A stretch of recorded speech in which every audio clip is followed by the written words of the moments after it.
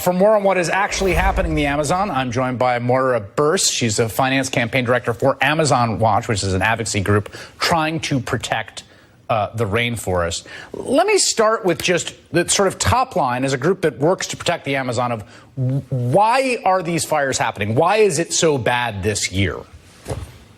Well, first of all, thanks so much for having me and for bringing this really important issue to your audience attention. These fires actually appear to have been started by farmers who farm in areas of previously deforested Amazon.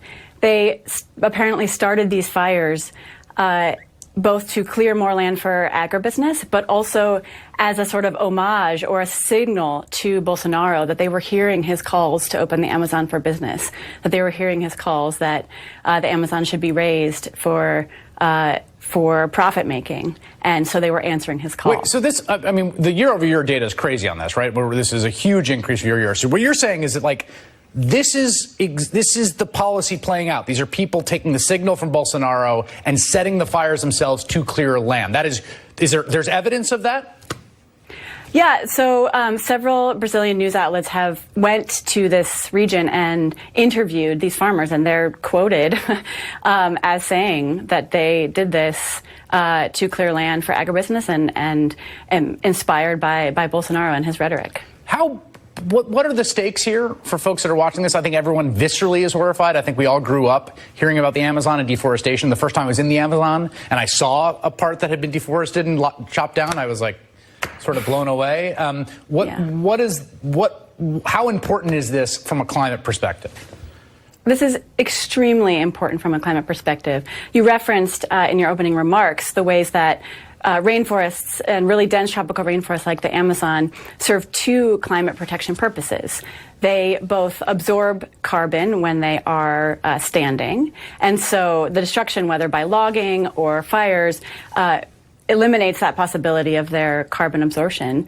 But also when they're cut down or burned, they release more carbon dioxide. All that carbon dioxide that they've been storing, they release that into the atmosphere. So it's a double whammy for the climate. There's been a 77% increase from the same period in 2018, almost 40,000 fires. Two things from the president of Brazil. Bolsonaro has blamed the NGOs, and he hasn't specified which, but I imagine perhaps Amazon Watch is one of them, for what's happening. Do you have a response to that?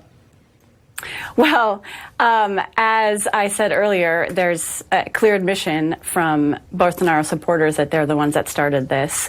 And I think it's really indicative of the kind of rhetoric that Bolsonaro uses. He himself has, from the day one of his campaign, made clear that he wants to see the Amazon burned down or torn down and opened up for mining and agribusiness. And so it's really just preposterous. And as you mentioned earlier, reminiscent of the kinds of flip-flopping that President Trump uses to hide the ridiculous remarks that he makes.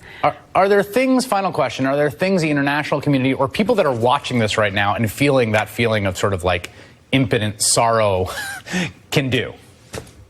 Yes, definitely. And I really recognize that feeling of impotence. I'm feeling it myself. And our office has been flooded with phone calls and emails of people wanting to help and wanting to jump in airplanes and help put out the fires. And that's a really admirable and understandable feeling.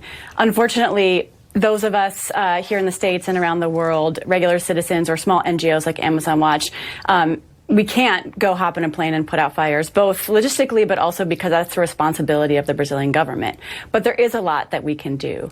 The Bolsonaro administration right now has more or less carte blanche to continue with these policies of rolling back protections on the rainforest because agribusiness industry and its financiers are continuing to buy and continuing to invest in Amazon agribusiness and mining.